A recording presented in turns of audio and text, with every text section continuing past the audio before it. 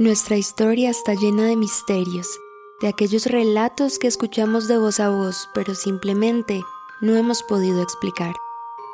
Hoy te contaré otro de ellos. Bienvenido a Enigmas Ocultos, el podcast que te permitirá unir las piezas, presentado por Paulette.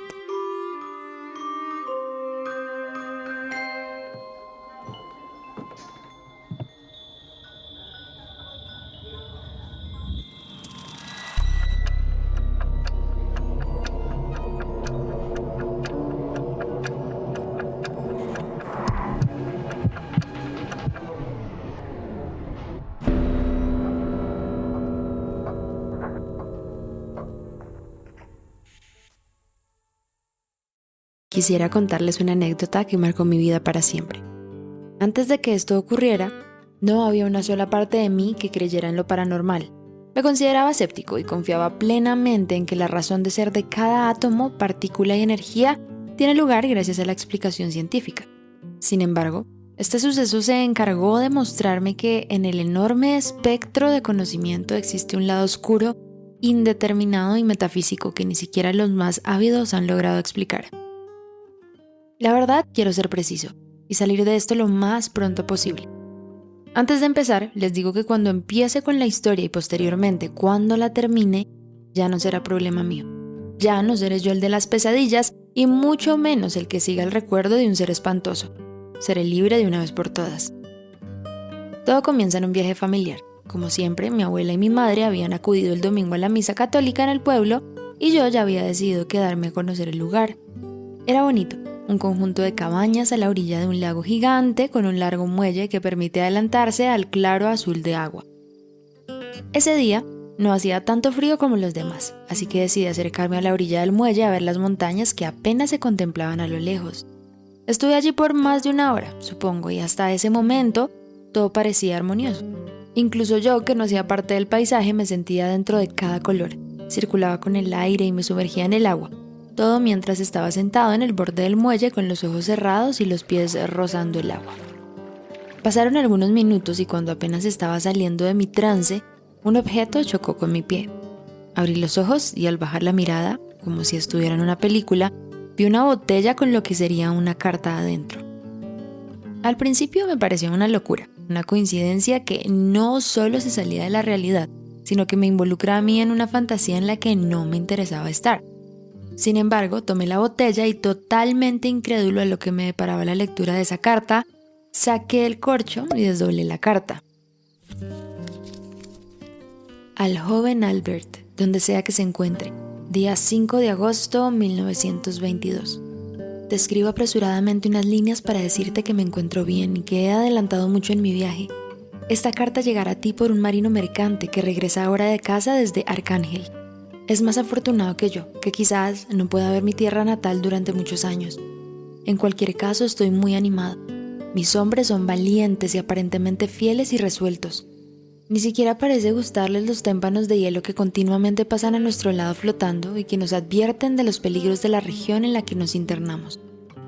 Ya hemos alcanzado una latitud elevadísima, pero estamos en pleno verano y aunque no hace tanto calor, los vientos del sur que nos empujan velozmente hacia esas costas que tan ardientemente deseo encontrar, soplan con una reconfortante calidez que no esperaba. Hasta este momento no nos han ocurrido incidentes que merecen apuntarse en una carta. Quizá 1 o 2 temporales fuertes y la rotura de un mástil, pero no son accidentes que los marinos experimentados ni siquiera acuerdan de anotar.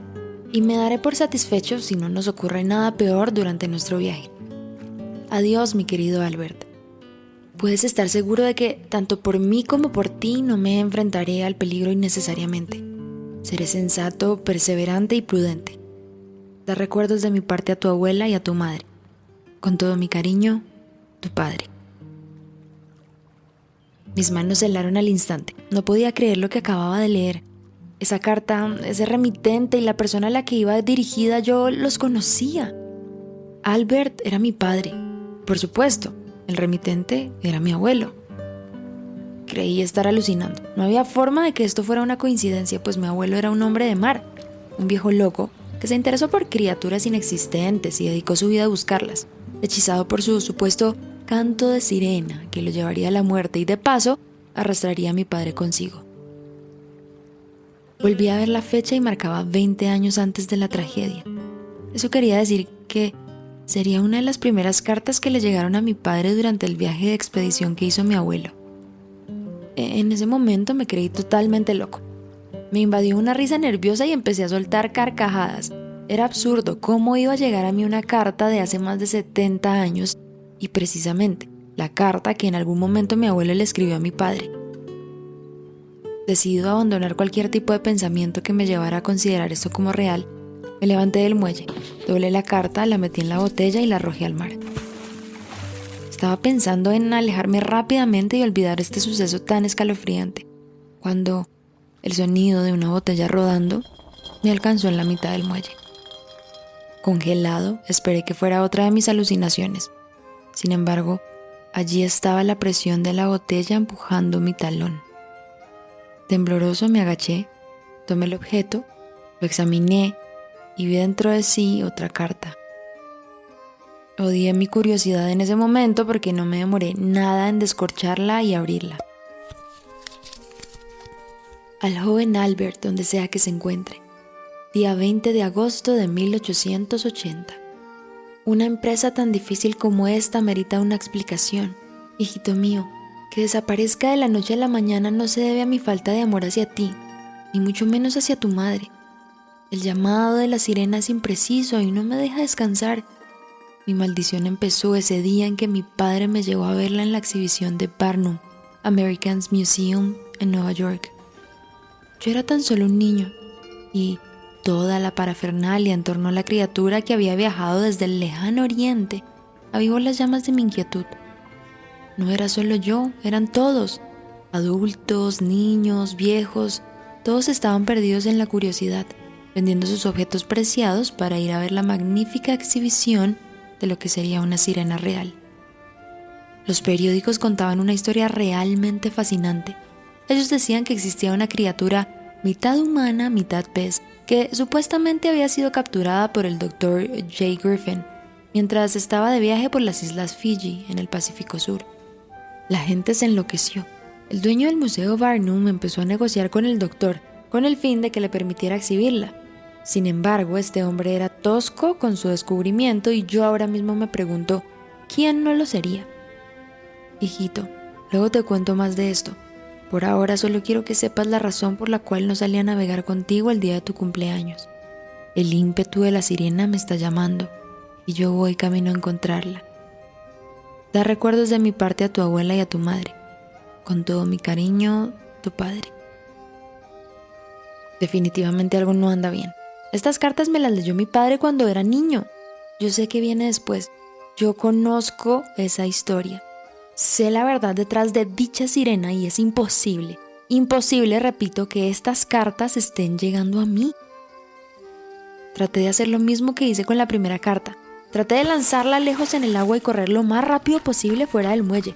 Pero este era demasiado largo, casi infinito, y en menos de 2 segundos, en mi talón sentí nuevamente la presión de otra botella. Perdí la cabeza. Me repetía una y otra vez, mientras, como en un estado de trance, abría la botella y la leía otra vez. Al joven Albert, donde sea que se encuentre. Día 30 de septiembre de 1880. Ha pasado más de un mes desde que te escribí la última carta, hijito. Estoy seguro de que te quedaste con la duda del desenlace de la historia. La verdad es que no hay mucho que decir. Yo fui a ver la sirena. Mi padre la vio y todos somos testigos de la majestuosidad de esa criatura. No puedo decirte que era bella porque aunque el dueño del museo trató de pintarla en los folletos como una mujer bellísima, con cola de pez, la verdadera sirena no estaba ni cerca de parecérsele. La original tenía el cuerpo cubierto de escamas en la parte inferior y sobresalía el pelo de animal en la zona de la unión con el cuerpo. La boca estaba abierta de par en par, mostrando sus dientes en actitud amenazante. La mano derecha estaba apoyada en la mejilla derecha y la mano izquierda junto al cuerpo, por debajo de su mandíbula. Si tuviera que asemejarse a una criatura, te diría que era más parecida a un simio que a un humano, pues en la parte posterior de su cuerpo abundaba el pelo, tenía una cabeza casi deformada. Hijito, eso que yo vi ese día fue el inicio de mi maldición. Cuando todos se fueron, cuando todos creyeron que se trataba de un invento, de una artimaña, yo escuché su lamento y la oí llamarme por mi nombre y pedir auxilio. Yo la oí dentro de esa caja de cristal y ahora también la escucho mucho más cerca que antes. Da recuerdos de mi parte a tu abuela y a tu madre, con todo mi cariño, tu padre. Esta fue la última carta que recibió mi padre, pues ese mismo día mi abuelo perdería su rumbo y la cordura en mar abierto, para no ser encontrado nunca más. Desde ese momento mi padre se unió a la empresa de mi abuelo, compró un bergantín con el dinero que adquirió con la venta de la casa donde vivíamos él, mi madre y yo. Se llevó las 3 cartas de su padre y trató de repetir la misma historia conmigo. Sin embargo, días después de que él se fuera, dejándonos a mi madre y a mí sin hogar, los mismos periódicos que publicaron la alucinante noticia de la sirena real desmintieron las afirmaciones del dueño del museo y del supuesto doctor. Esa mítica sirena que habían expuesto en el museo y que había cautivado a muchos y enloquecido a otros, no era más que una criatura híbrida que los pescadores japoneses fabricaban cosiendo los cuerpos superiores de los simios sobre los cuerpos de los peces, todo con el propósito de entregarlos en ofrenda al mar y tener una buena pesca a cambio. Los periódicos también decían que la supuesta sirena había llegado a accidente en posesión de un navegante americano, quien les había comprado el fenómeno del mar a los japoneses creyendo en su autenticidad, y que ya, estando en tierras británicas, se había heredado de generación en generación a sabiendas de su verdadero origen. Sin embargo, la última persona que tuvo bajo su poder a esa criatura infernal consideró apropiado engañar y estafar a la gente, inventando una historia donde su supuesto doctor encontraba a la sirena, la llevaba consigo, la mantenía oculta y finalmente la donaba a un museo para que fuese admirada por todos. Museo que era propiedad del hijo de aquel hombre tan inteligente que le compró en $6,000 un mercanchifle a los japoneses.